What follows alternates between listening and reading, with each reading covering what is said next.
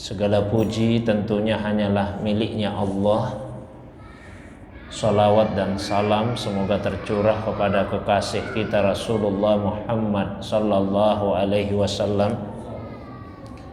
Begitu pula kepada keluarga, para sahabat dan pengikutnya yang senantiasa istiqamah menghidupkan sunnah Nabi sallallahu alaihi wasallam.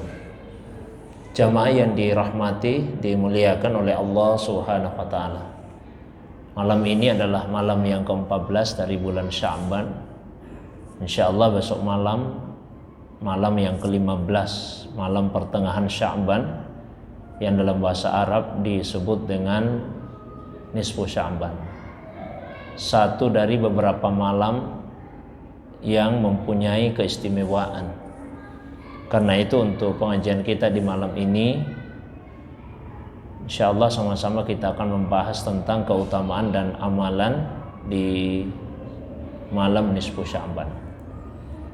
Di antara keutamaan malam nisfu Sya'ban sebagai bagian dari hari-hari yang terdapat di dalam bulan Sya'ban.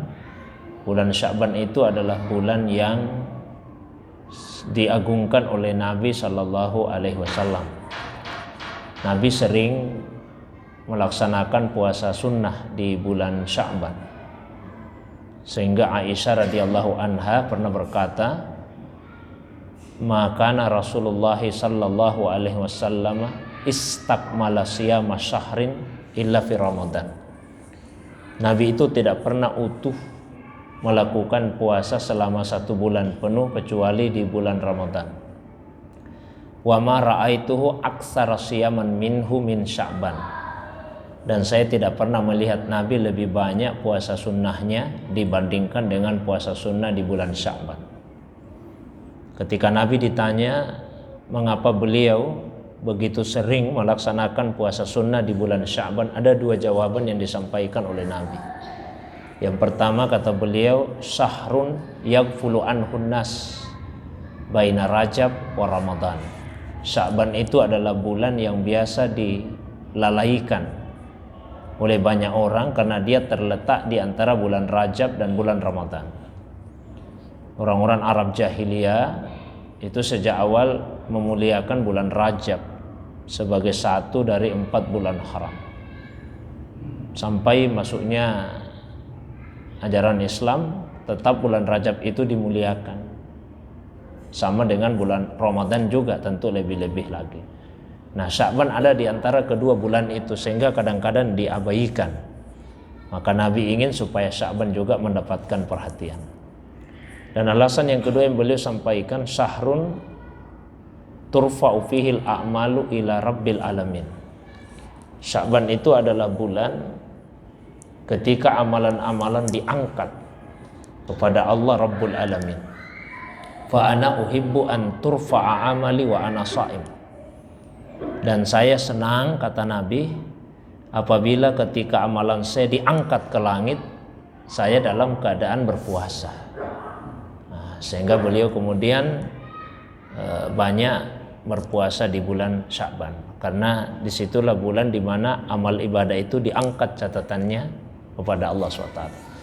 Sehingga ada ulama yang menyatakan bahwa amal ibadah itu diangkat catatannya kepada Allah, ada yang sifatnya harian, ada yang pekanan, ada yang tahunan. Yang harian itu di setiap waktu subuh, ya, setiap waktu subuh, karena malaikat yang bertugas di malam hari dan yang bertugas di siang hari itu bergantian pada waktu subuh. Di Al-Quran misalnya diisyaratkan, inna Qur'anal fajri kana mashhuda. Sesungguhnya bacaan di waktu subuh dihadiri oleh malaikat.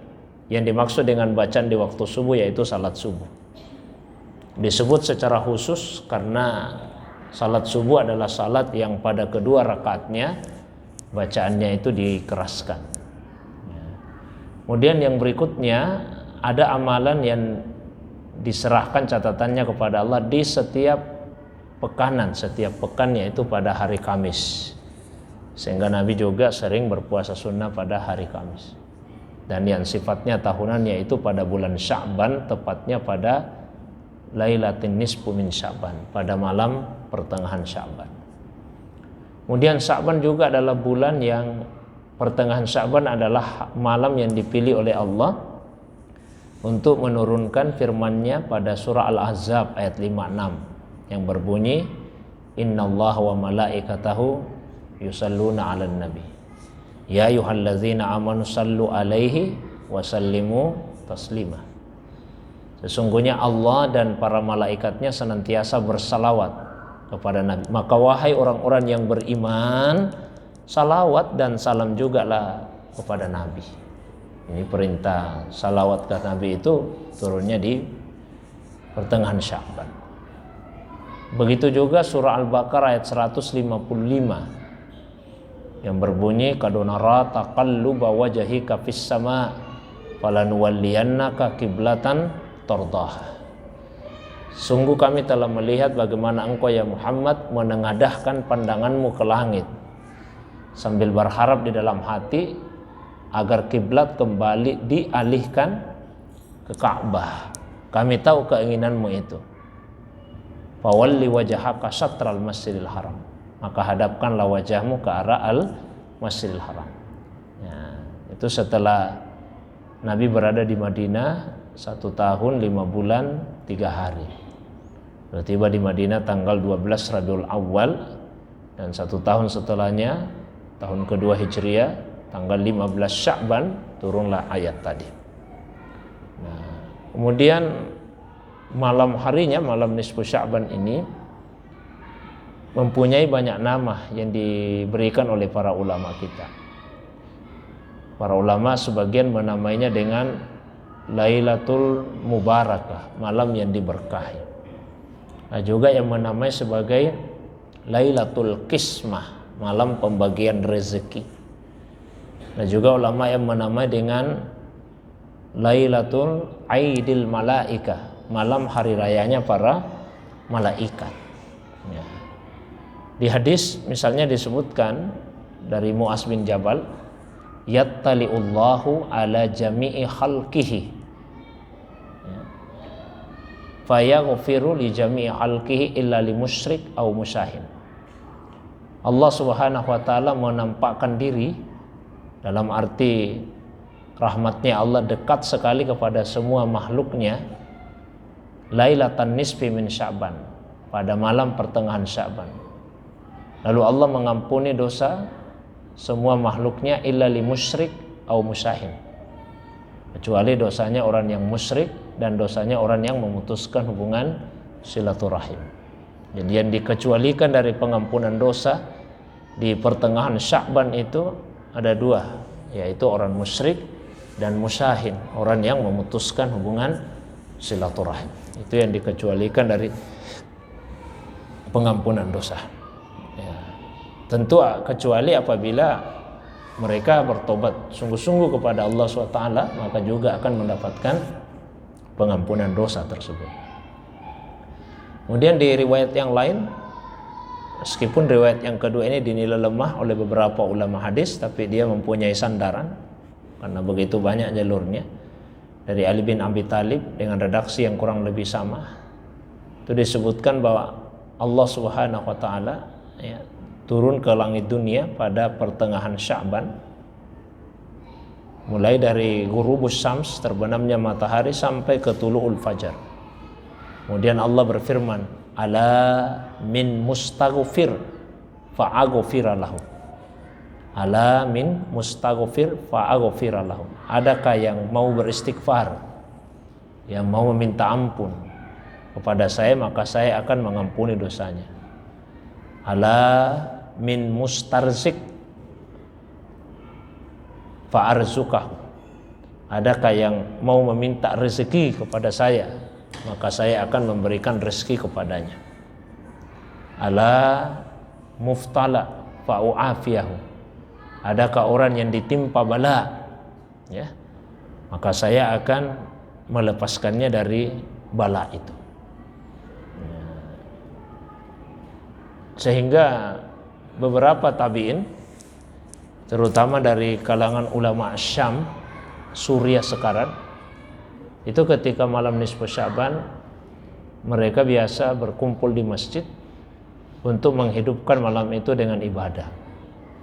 Seperti misalnya yang disebutkan di dalam beberapa kitab, ya, Khalid bin Ma'dan, kemudian Luqman bin Amir dan Makhul, ini ulama-ulama dari Syam, dari negeri Suriah.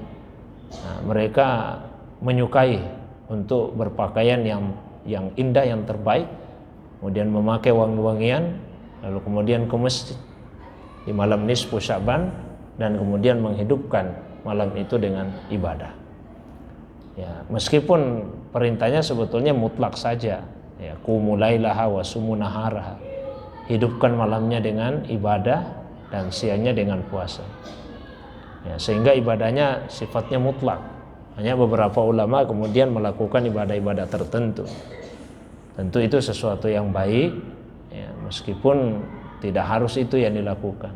Seperti misalnya membaca surah Yasin 3 kali antara maghrib dengan isya dengan niat yang beragam, ya, niat untuk umur yang panjang dan mengisinya dengan ketaatan, kemudian niat untuk rezeki, kemudian niat untuk dihindarkan dari bala, atau dengan niat-niat yang selain itu, ya, juga perbanyak istighfar, kemudian perbanyak salawat kepada Nabi Shallallahu Alaihi Wasallam.